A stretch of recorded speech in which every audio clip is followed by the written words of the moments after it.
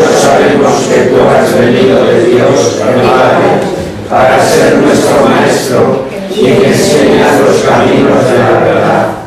Las palabras que oímos de ti son espíritu y son vida, pero quien es digno de abrir el libro no tiene sello, tú solo, que dijiste que veíamos nosotros y nos consagraste a Dios con tu sangre. Danos a conocer los misterios del reino de Dios y las inagotables riquezas de tu corazón. Descúbrenos los tesoros de la sabiduría y la ciencia de Dios que en ti se ocultan. Haz que para penetren nuestras almas, guíe con nuestros pasos y ilumine nuestra senda hasta que amanezca el día y seguidos de las tinieblas. Tú que vives y reinas por los siglos de los siglos. Amén. Bueno, después del lunes pasado que estuvimos viendo los salmos, vamos a cambiar el chip, ibas a decir, pero yo creo que no es necesario cambiar el chip porque seguimos con la palabra de Dios. Y los salmos realmente, pues, es la mejor forma de orar a Dios, porque es la oración sencilla del pueblo dirigida a Dios en todos los aspectos.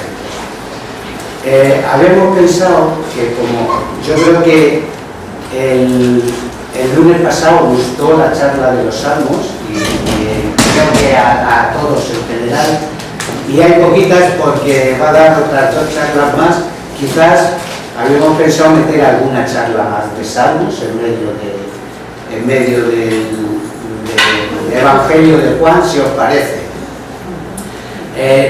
Meter otras 2 charlas más. O sea, tener por lo menos una al menos. Lo que pasa es que este año hay muchos lunes que son fiestas y estamos escasos de fecha, pero bueno, si no os parece mal, miraremos a ver si se puede meter alguna charla de salmo. Bien, pues vamos con el Evangelio de Juan. Si recordáis, el último día estuvimos viendo esa delegación que mandaron las autoridades judías a Juan el Bautista para preguntar quién era Juan, porque decíamos que en la época de Juan el Bautista había una gran expectación mesiánica, es decir, todo el pueblo estaba expectante esperando al Mesías, y al surgir la figura de Juan el Bautista, pues muchos pensaron si podría ser el Mesías. Y los judíos mandan una delegación a preguntarle si él era el Mesías, y él rotundamente da testimonio diciendo que él no es el Mesías, que él es el precursor, el que ha venido precisamente a anunciar el Mesías y a presentarlo al pueblo. En medio de vosotros, les dice, hay uno que no conocéis, de quien yo no soy digno de desatar la correa de sus sandalias. Y terminaba con esa profundidad que tiene el Evangelio de Juan. En el Evangelio de Juan, cada vez que interpretemos algo, casi siempre hay que decir, pero se puede ir más allá con el Evangelio de Juan, por esos simbolismos que él tiene. Y no sé si recordáis el texto, que cuando, después de decir quién es él, terminaba diciendo, en el capítulo 1, el versículo 28, que era donde terminamos el último día. Y esto sucedió en Betania, al otro lado del Jordán, donde Juan bautizaba. Fijaos, parece que no tiene significación el que sucediera en un lugar o en otro, pero San Juan, el evangelista, dice que estas cosas sucedieron precisamente donde fue bautizado Cristo. Esta Betania no es la Betania de Lázaro, de la resurrección de Lázaro, es la Betania que está al norte del Mar Muerto, donde Juan bautizaba. Es precisamente donde fue bautizado Cristo y es por donde los israelitas pasaron a la tierra prometida del Jordán. Y en esa significación decíamos, ¿no sería que el mismo evangelista, el que habría querido subrayar el vínculo que existe entre el bautismo de Cristo, primicia de todo bautismo, y el lugar por el que los hebreos habrían de pasar el Jordán para entrar en la tierra prometida? Bueno, Pues después de ver esto, seguimos con un segundo testimonio de Juan el Bautista, donde nos va a decir cómo conoció él que Cristo era el Mesías. Y va a dar testimonio de Cristo como Mesías. Vamos a leer del capítulo 1 los versículos del 29 al 34. Al día siguiente Juan vio a Jesús que se acercaba a él y dijo: Este es el Cordero de Dios que quita el pecado del mundo. A este me refería yo cuando dije: detrás de mí viene uno que ha sido colocado delante de mí, porque existía antes que yo. Yo mismo no le conocía, pero la razón de mi bautismo era que él se manifestara a Israel. Juan prosiguió: Yo he visto que el Espíritu bajaba desde el cielo como una paloma y permanecía sobre él. Yo mismo no lo conocía, pero él me envió a bautizar con agua, me dijo. Pero el que me envió. Pero el que me envió a bautizar con agua me dijo: aquel sobre quien veas que baja el Espíritu y permanezca sobre él, ese es quien bautizará con Espíritu Santo. Y como lo he visto, doy testimonio de que él es el Hijo de Dios. ¿Veis? Cuando en el bautismo de Jesús, el bautista ve posarse sobre él el Espíritu, le reconoce como el Hijo de Dios, como el Mesías que había de venir. Juan el Bautista se dirige allí probablemente a un grupo de discípulos que le seguían y a las gentes que se le acercaban para ser bautizados. Viendo el Bautista que se acerca a Cristo, que por esas épocas estaba por allí, cerca de Jordán, donde el Bautista daba su bautismo. Cuando ve que Cristo se acerca, dice: he aquí el Cordero de Dios, el que quita el pecado del mundo. ¿Qué quiere significar Juan el Bautista al presentar a Cristo como el Cordero de Dios?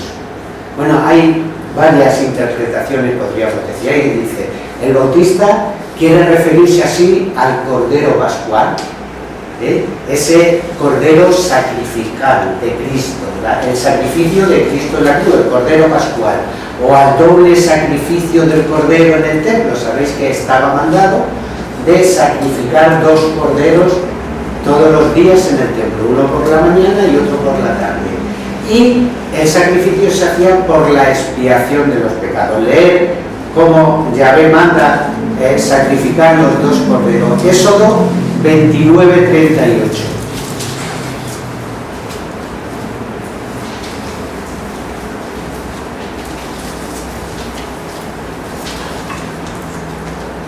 Y digo que el valor del sacrificio era por expiación de los pecados del pueblo.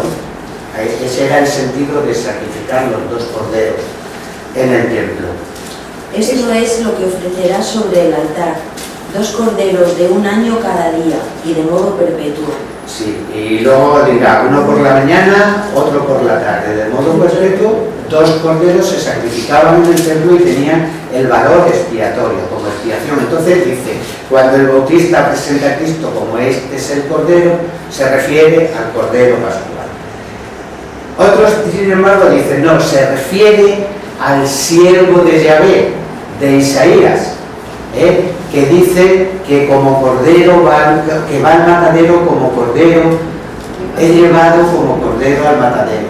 Es decir, entonces ya no tendría el sentido sacrificial, es decir, de expiación, sino un sentido de purificación. Y vamos a aclarar por qué eso. Hay más interpretaciones. Otros dicen que se refiere al cordero pues como símbolo de inocencia. Es decir, el cordero en la época se utilizaba como símbolo de inocencia. El mismo Pedro en su carta, leer en la primera de Pedro 1, 18, 19.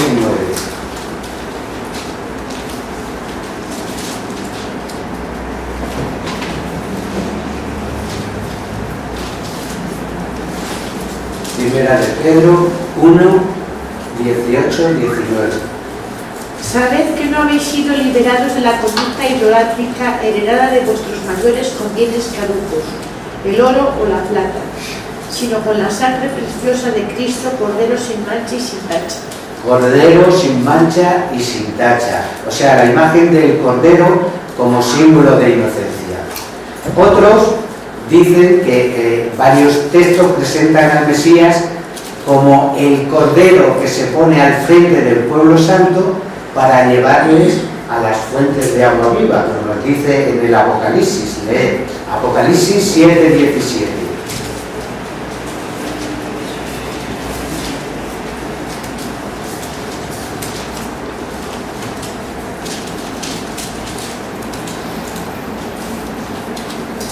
El cordero que está en medio del trono los apacentará y los conducirá a fuentes de aguas vivas, y Dios enjugará las lágrimas de sus ojos. ¿Veis? Sería por tanto aquí un título mesiánico semejante al de Rey de Israel. Y la mayoría se inclina por esto, de que es el siervo de Yahvé, el siervo de Yahvé de Isaías. Por lo tanto, viendo un poco el contexto de estas interpretaciones, podríamos decir que la palabra cordero tiene más el sentido de purificación que de expiación. Si vemos en el Antiguo Testamento, hay muchos textos que nos hablan de la era mesiánica caracterizada por la santidad de las personas. Es decir, en la era mesiánica se caracterizaría por la santidad de las personas. Lee Ezequiel 36:25.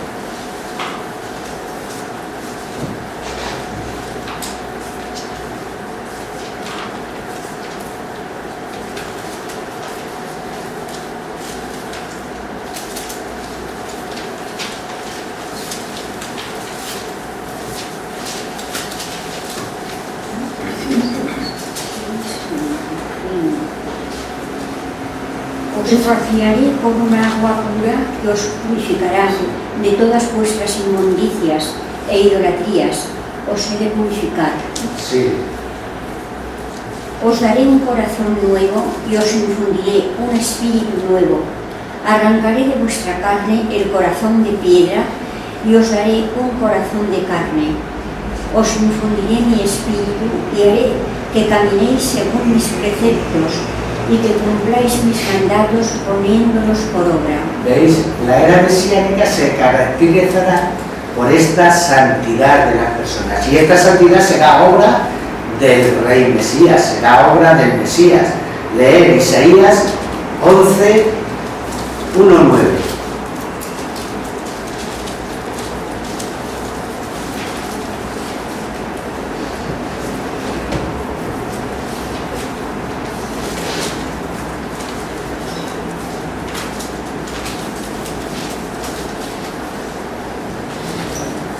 Saldrá un renuevo del tronco de Jesé, un vástago brotará de sus raíces. Sobre él reposará el Espíritu del Señor, espíritu de inteligencia y sabiduría, espíritu de consejo y valor, espíritu de conocimiento y temor del Señor. Lo inspirará el temor del Señor. No juzgará por apariencia ni sentenciará de oídas. Juzgará con justicia a los débiles, sentenciará a los sencillos con rectitud. Herirá al violento con la vara de su boca. Con el soplo de sus labios matará al malvado. Será la justicia el ceñidor de sus lomos, la fidelidad el cinturón de sus caderas. Habitará el lomo junto al cordero. Sí, bueno, ya conocemos el texto, ¿no? Cómo esa santidad de las personas en la era mesiánica será obra del Mesías. En la era mesiánica, trayendo el perdón de los pecados y la reconciliación con Dios, pues establece la paz perpetua.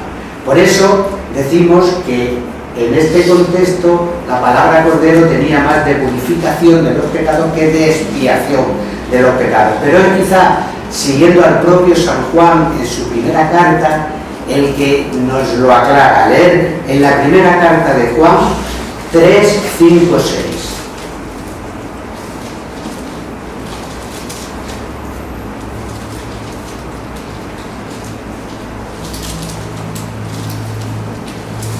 Sabéis que el que se ha manifestado para quitar los pecados y que no hay pecado en él, y que no hay pecado en él. El que permanece en él no peca. el que peca ni le ha visto ni le ha conocido. ¿Veis? El que permanece en él no peca. El que peca es porque ni le ha visto ni le ha conocido. ¿Veis? Aquí se ve más claramente el concepto de la purificación del Cordero más que de expiación. También siguiendo esta primera carta de Juan en el 3:9.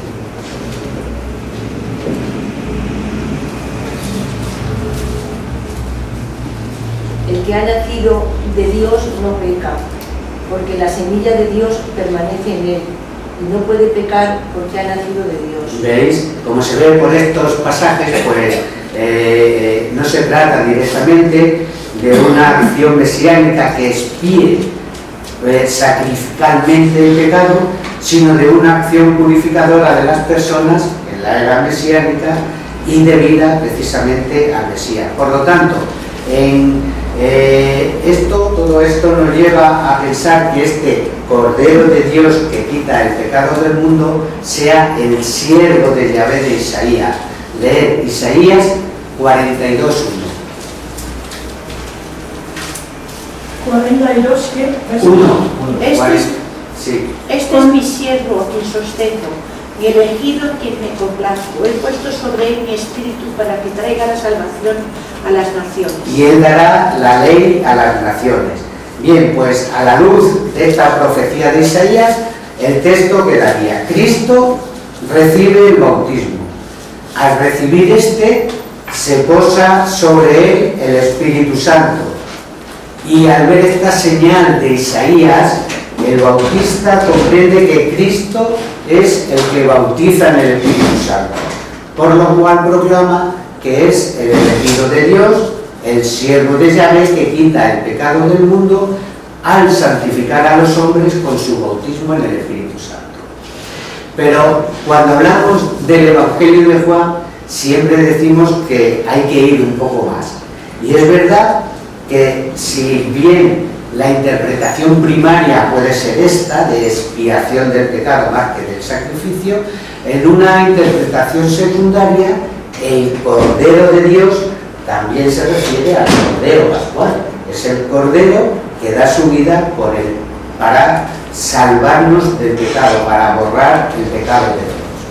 Bien, pues el evangelista destaca aquí, en este versículo que acabamos de ver, que Cristo Mesías reunía y cumplía en su persona todas las expectaciones de la época. El bautista, que gozaba de un gran prestigio entre el pueblo, sabéis que de tanto prestigio que incluso llegaron a pensar si podría ser él el mismo Mesías, pues da testimonio de Cristo diciendo que él era su precursor y él, al ver cumplirse la señal del cielo, lo proclama como el elegido de Dios, lo proclama como el Mesías.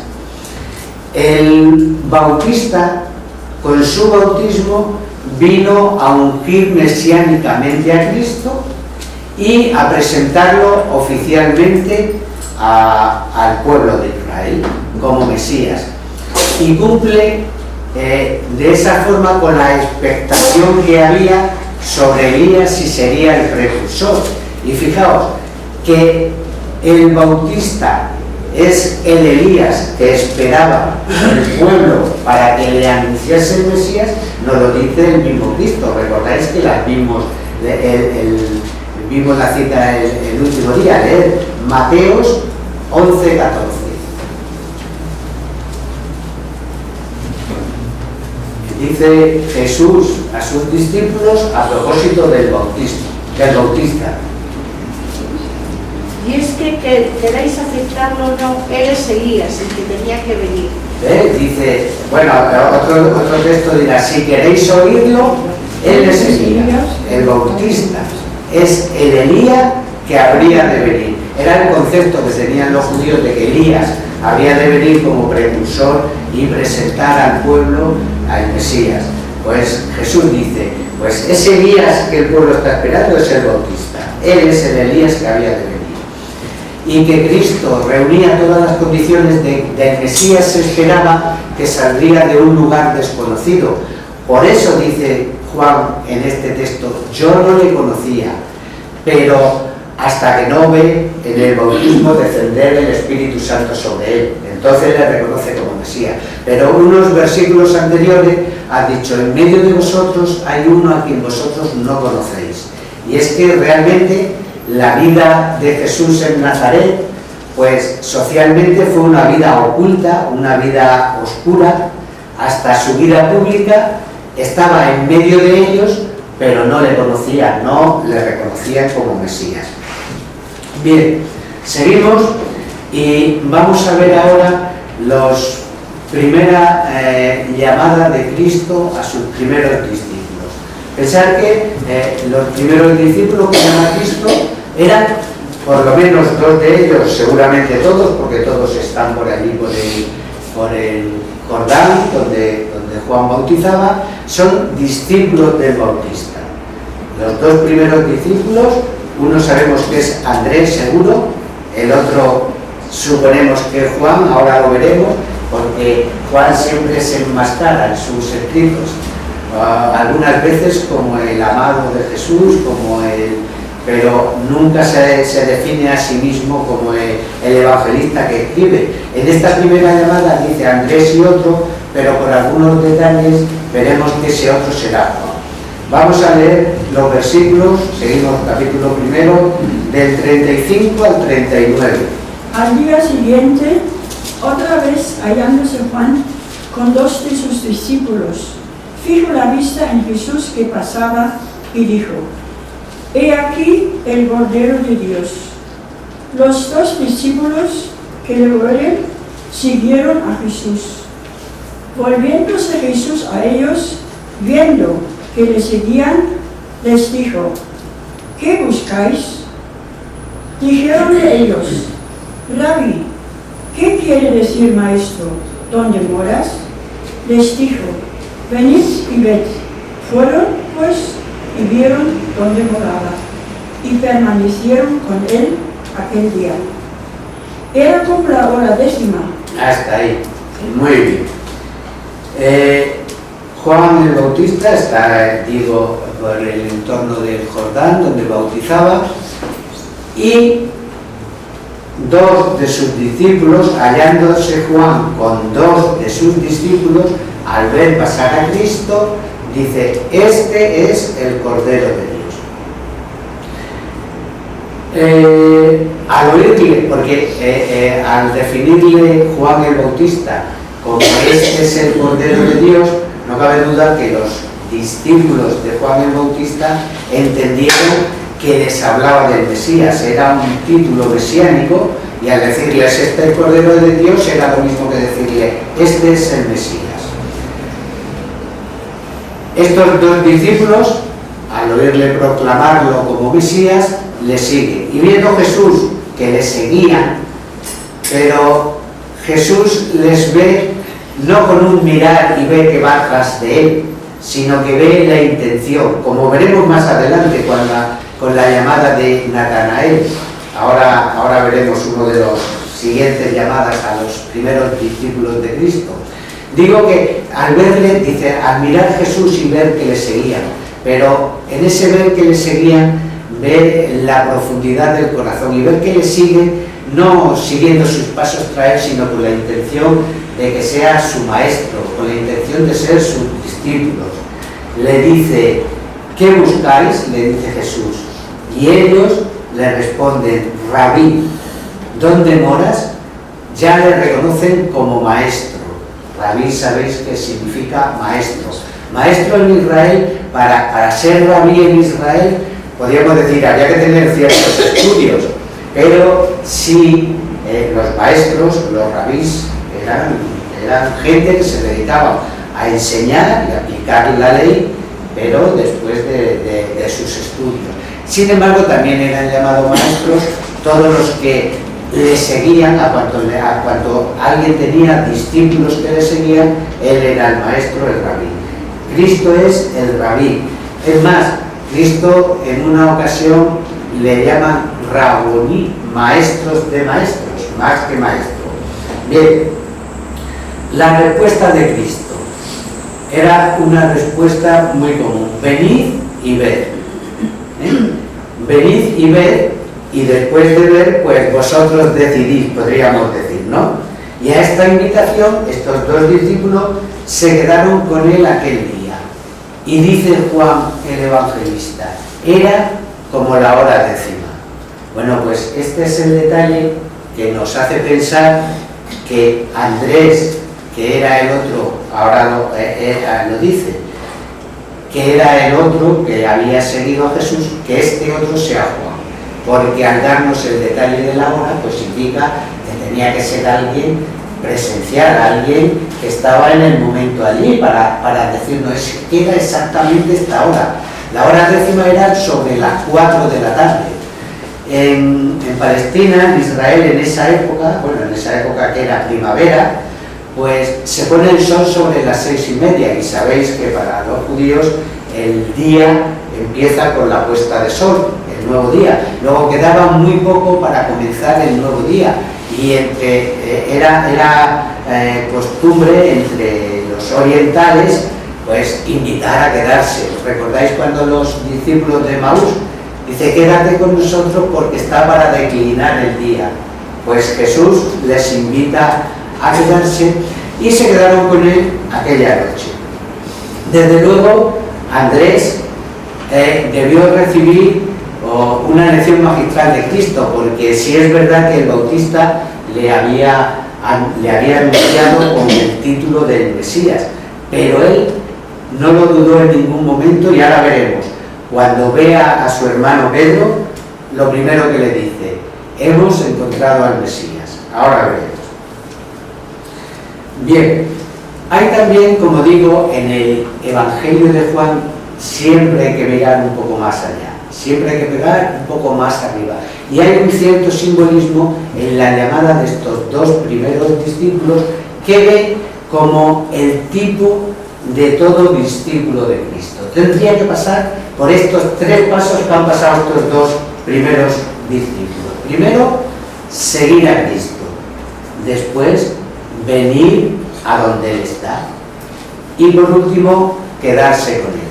Pues estos serían los pasos para ser verdadero discípulo de Cristo.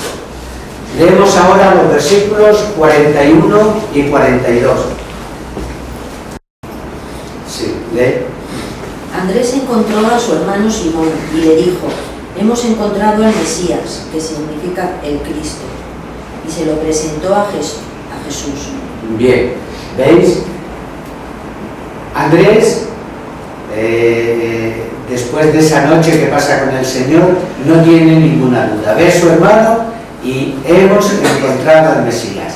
Pero no se conforma con proclamar su fe, podríamos decir, hemos encontrado al Mesías, sino que Andrés le conduce a Jesús, le lleva ante Jesús. Cristo, dice, cuando ve a Pedro, le miró profundamente. En ese mirar, Cristo vio la profundidad del pensamiento y de la intención y del corazón de Pedro, porque con ese mirar, con ese descubrir, y mirándole así le dice, tú eres Simón, el hijo de Juan, tú serás llamado Cefas, que quiere decir Pedro. Cristo le anuncia un nuevo nombre, y en Biblia, cada vez que hay un cambio de nombre, conlleva con ello una nueva función. Es decir, el nuevo nombre significa o designa la nueva función que va a ejercer esa persona. Sabéis que varios fueron cambiados de nombre. Abraham por Abraham, Jacob fue Israel. Bien, y Pedro, Simón por Pedro, por Cefas. Ya sabéis la intención que luego después, cuando le da la primacía a Pedro, le va a decir, sobre esta piedra edificaré mi iglesia. Ese es la nueva función,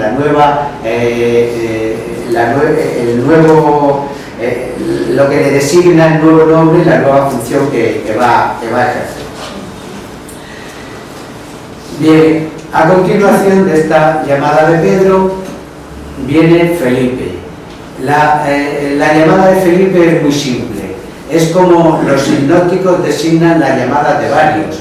de Santiago y Juan, de Andrés y Pedro, de Mateo, es con un simple sígueme. Vamos a leer los versículos 43 y 44.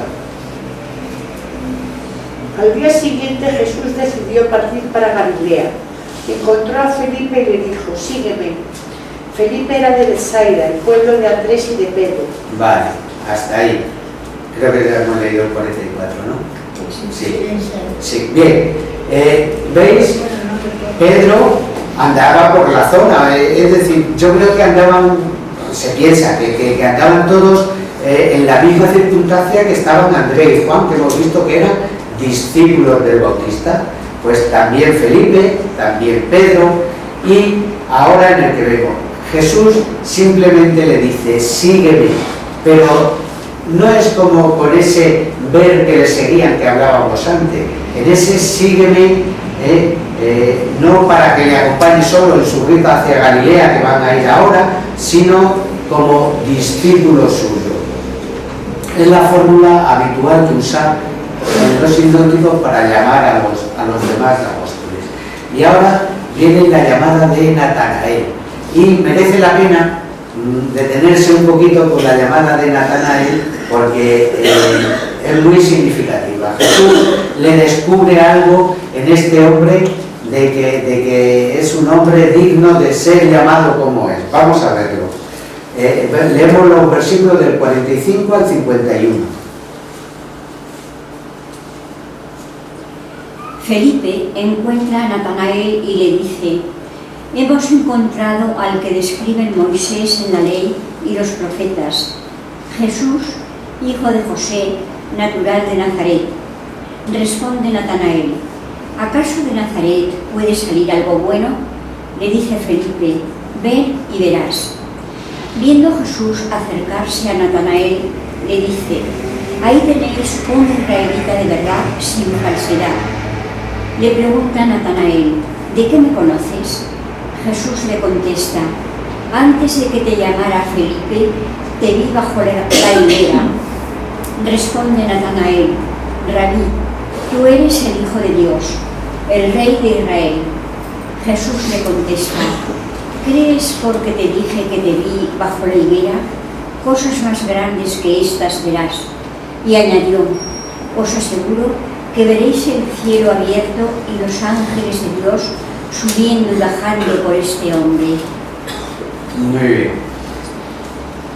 Bien, Cristo se encuentra con Natanael y le dice, bueno, primero Felipe le dice, oye, hemos encontrado a ese de quien escribió Moisés y los profetas, el hijo de José, el de Nazaret. Y dice Natanael, pues lo que pasa con las rivalidades de los pueblos, Natanael era de un pueblo de al lado de Nazaret, y se conoce que los pueblos pues tienen esa rivalidad, y dice, de Nazaret puede salir algo bueno. Si todos sabemos cómo es Nazaret, la rivalidad. Natanael era de Caná, de Galilea, y está como a unos 7 kilómetros de Nazaret. Luego Juan mismo lo dice en las bodas de Caná y más adelante, cuando en el capítulo 21 de Juan da la lista de los que están en el lago y se le aparece Jesús después de la resurrección, habla de Natanael, el de Caná de Galilea.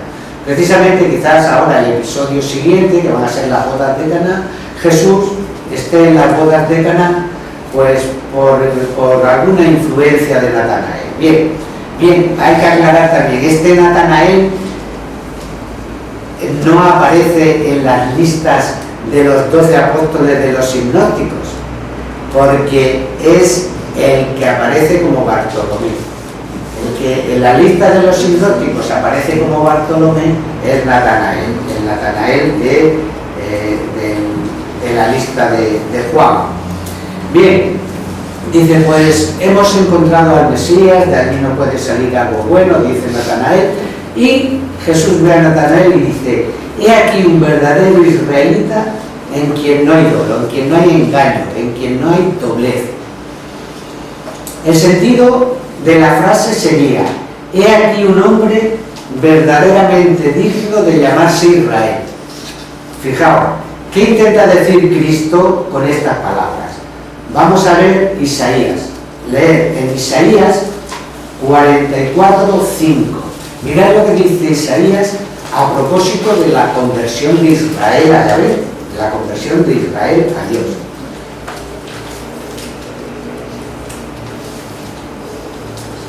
Este dirá: yo soy de Yahvé, aquel tomará el nombre de Jacob, y el otro escribirá en su mano de Yahvé y será apellidado con el nombre de Israel. Y será sobre él llamado Israel.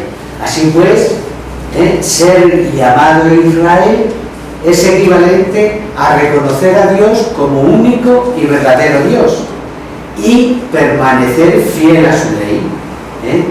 Con esta frase que se dirá ya, y claro, ser fiel a Dios es lo que conlleva la segunda parte de la frase, en quien no hay dolo, en quien no hay mentira.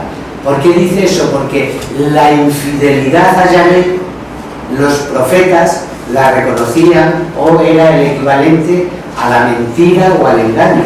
Leer Oseas 12:1.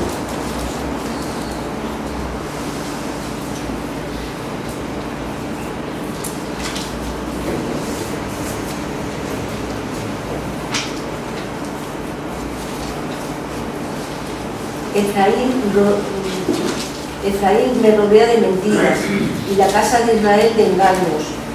Judá sigue con Dios y es fiel al Santo. Claro, ¿ves? La infidelidad a Dios es un engaño. Como Natanael es verdaderamente digno de ser llamado Israel, es decir, de reconocer a Dios como único y verdadero Dios y permanecer fiel, en él no hay engaño. Con esta frase que se dice a Natanael, se quiere indicar que es un hombre verdaderamente leal a Dios y a su ley. Natanael es un judío fiel a Yahvé en su fe y en su práctica. Es un hombre que en este sentido ve a Dios, por lo que es digno de ser llamado con toda verdad Israel. Y como premio a esa fidelidad, se le promete que verá a este en lo que es el Hijo de Dios. Por eso le dice: porque te he dicho esto, me has creído, cosas mayores has de ver. Claro, ante este encuentro con Cristo, Natanael dice: ¿de qué me conoces? Y la respuesta de Cristo hará ver a Natanael que ante Cristo su corazón está al descubierto, porque fijaos, nada más le dice: antes de que Felipe te trajera, yo te conocía, yo te vi bajo la higuera. ¿Qué estaría haciendo Natanael debajo de la higuera? Para que por ese simple hecho, tenía que ser algo trascendental, porque por ese simple hecho de recordarle que estando bajo la higuera le vio, le reconoce como el Mesías y como el Hijo de Dios. Pero eso de estar bajo la higuera era muy judía, era una costumbre muy judía. Era pues como para descansar, para relajarse. Los rabinos enseñaban y estudiaban bajo un árbol en muchas circunstancias. Mirad, leer Primera de Reyes 5:5.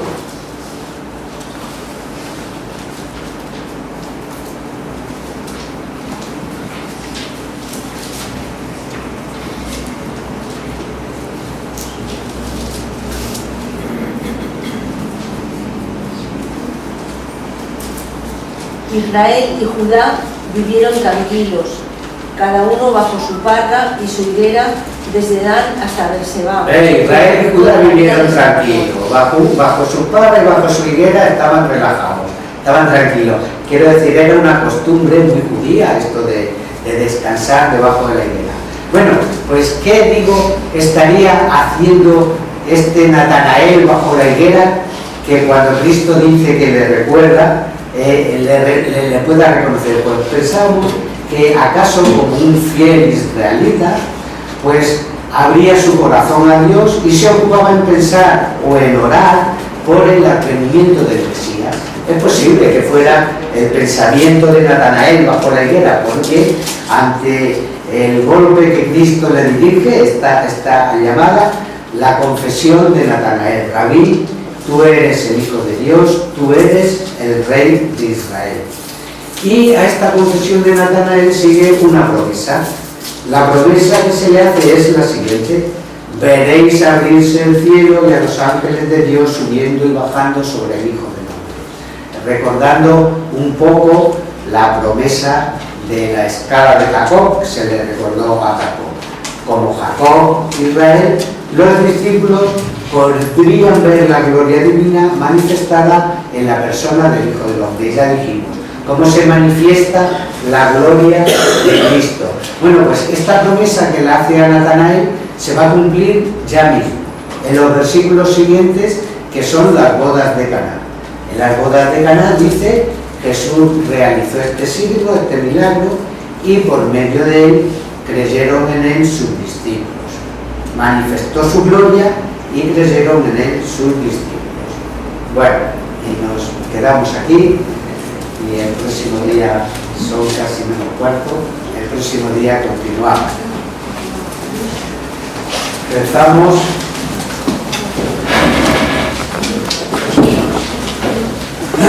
En el nombre del Padre, del Hijo y del Espíritu Santo. Amén. Virgen, bella como la luna, delicia del cielo, en cuyo rostro se miran los santos y se contemplan los ángeles. Haz que nosotros, tus hijos, nos parezcamos a ti, y que nuestras almas reciban un rayo de esa belleza tuya, que no decae con los años, sino que brilla en la eternidad. María, sol del cielo, despierta la vida donde haya muerte, e ilumina los espíritus en que haya tinieblas. Reflejándote en el rostro de tus hijos, concédenos un destello de tu luz y tu fervor. María, poderosa como un ejército, concede a nuestras vidas la victoria